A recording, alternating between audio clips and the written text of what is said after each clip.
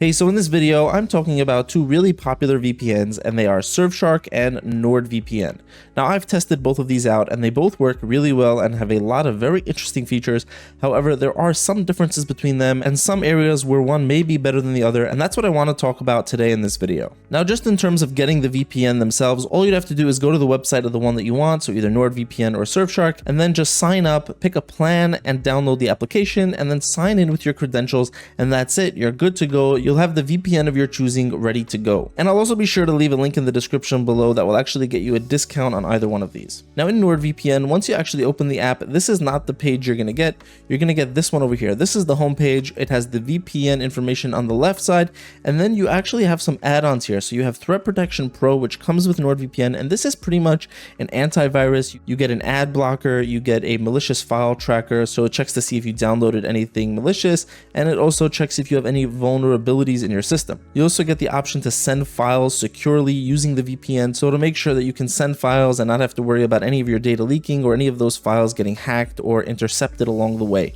And in order to get to the VPN, you actually have to go to the sidebar, and it's the second option here, and you have this really cool interactive map. So all of these little nodes here are the servers that you can connect to in the different countries, and you can just click on any one of them. So over here, I went to Japan and I clicked on a server, and then I'm connected up to a server in Tokyo. So now if I go to the internet, let's say I want to go to Netflix, it will think that I am in Japan. And that's the content it will show me. That's the library that I can access. And the same will also work for Amazon Prime Video. It thinks that I'm in Japan and it gives me access to that content. And it's the same deal for pretty much any website or service that I want. Because I'm connected up to a server in Japan using NordVPN, when I use the internet, that's where websites think that I'm located. So while connecting up to a different server in both NordVPN and Surfshark is pretty painless and easy, there are a few different options to know about when it comes to doing this. So in NordVPN, if you go to this window over here and you go to more connection options, you'll see that you're going to have the option specialty servers. And if we click on that, you can get a few different things. So you can get a dedicated IP,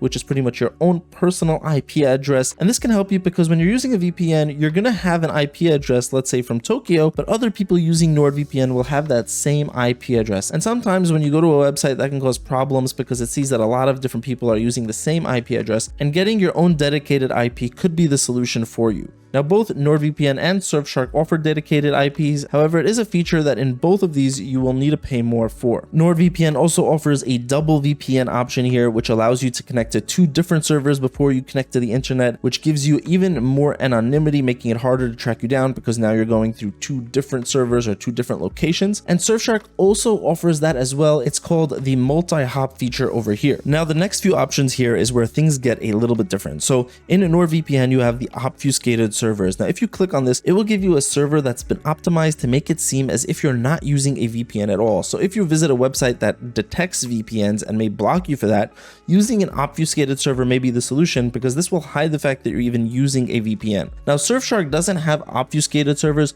but they do have something over here called no borders, which tries to hide the fact that you're using a VPN, specifically if you're going to be in a country that has internet censorship like Iran or China. Now, getting back to Nord, they have an onion over VPN, which is really useful if you're trying to access the dark web. Basically, Onion over VPN will allow you to use your regular browser as if it was the Tor browser. So you don't even need Tor if you're using NordVPN. You can just connect to Onion over VPN. It will connect you to the VPN server and then to the Onion network. And because you're connected to the VPN first, that will hide the fact that you're even connecting to the Onion network, and not your ISP or anybody else will even know that you're connecting to the Onion network. And lastly, they have P2P, which are servers that are optimized for torrenting, so they'll keep all your information protected and anonymous so that other people in the network won't be able to find out that information, and it will also keep your downloads anonymous while at the same time giving you really good speeds. And these are two features over here that you will not find in Surfshark. However, there is something over here in Surfshark that you can get, which NordVPN doesn't have, and that's the static IP. So this is similar to a dedicated IP, but it means that when you connect to one of these servers over here, you're always going to get the same IP address,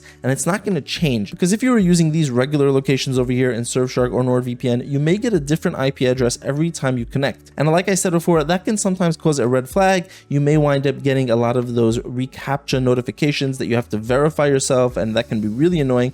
So with a static IP, you can try to avoid that because you're always going to have the same IP address and the websites you visit will always see that you're coming from the same place. The downside to using the static IP is that you may trade off some of your speed and you may wind up having a bit of a slower connection. So that's in terms of the VPN features for both of those. Like I said, with NordVPN, you also get a bunch of cool add-ons like this threat protection. This is pretty much a full-on antivirus software. You also get secure file transfers and the MeshNet feature, which is really good for people who are working remotely and need to access a remote server. Using the MeshNet, you can have a secure connection and you don't need to worry about any data breaches or leaks. They also have this dark web monitor, which keeps track of any potential data leaks over the dark web. Now, all of these add-on features come with NordVPN in the app itself. In Surfshark, there are also some add-on features like an antivirus as well. However, you're gonna have to pay more for these. They don't come together with the basic plan of Surfshark.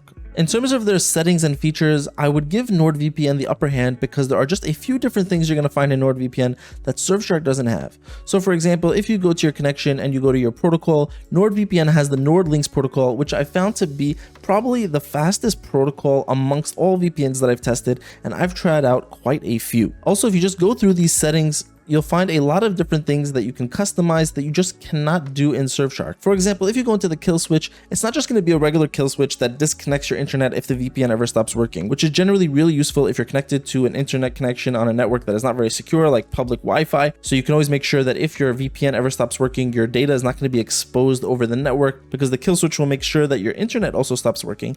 But in NordVPN, it's not just about the kill switch being on or off like it is with Surfshark or most other VPNs. You also have the ability to disable your internet access even if you are the one who disconnects the VPN. Not only that, but there's even an app kill switch which will quit certain apps if the VPN ever stops working. So you can choose to have specific apps that you're running disconnect and stop working if the VPN ever stops working. So it's not like your internet connection is going to drop for everything that you're doing, only for those things where you may be sharing sensitive or personal information. And I would have to say that in my testing of both of these, I just kept coming back to NordVPN over and over. I found it to be the more consistent and reliable option and also the faster one when it came to streaming content that was only available in a different country like I showed you on Netflix, or when I was gaming, I was getting the least ping with Nord. Now in Surfshark, if you go to the settings, you will have quite a few options. You will have your classic kill switch, your protocols. WireGuard, by the way, is going to be the fastest one. It's kind of their alternative to the NordLynx protocol that I showed you in NordVPN. And they also have a split tunneling feature, which they call the bypasser. They even have a clean web feature over here, which blocks ads and malware when the VPN is connected, but it's not on the same level as NordVPN. Like, for example, with NordVPN, their Threat Protection Pro, this runs even if the VPN isn't connected. This is basically a standalone antivirus software. Whereas in Surfshark, this clean web feature doesn't do as much as Threat Protection Pro and is only active when the VPN is connected. So as you might have been able to tell from the way this video has been going, I'm generally much more a fan of NordVPN. I just found that I kept coming back to it over and over again, especially when I was streaming and accessing different content like I showed you on Netflix and Amazon Prime Video. I found I just got better speeds and more stable connections using the NordLynx protocol, and I also just really appreciated a lot of these extra features that NordVPN comes with and found them to be genuinely useful. That's not to say though that there isn't a place for Surfshark, because among the two, Surfshark is cheaper, and if you're on a budget, then you'd be hard pressed to find a better option than Surfshark. At the price that you're paying here, you're getting way more features and a very high level of VPN compared to a lot of the other stuff that's out there on the market. Now, if you're thinking that regardless of NordVPN or Surfshark, all of these added features and details is just too much for you, then there is another VPN that I do highly recommend, which is ExpressVPN, and this one is a lot more simple and easy to use. It's specifically built that way in order so that it is just simple to set up and very quick. All you'd have to do is just click on this location bar, pick a location that you want to connect to, and that's it. Just click on this big button and you're good to go. And in terms of streaming and accessing content in different places and all of that stuff, as well as keeping your data safe, ExpressVPN will also get the job done really well. So if you want to find out more about any of these three, I'll be sure to leave full reviews in the description below, as well as those discount links that will save you some extra money if you want to try any of them out. That's all for this video, guys. Thank you so much for watching, and I'll see you in the next one.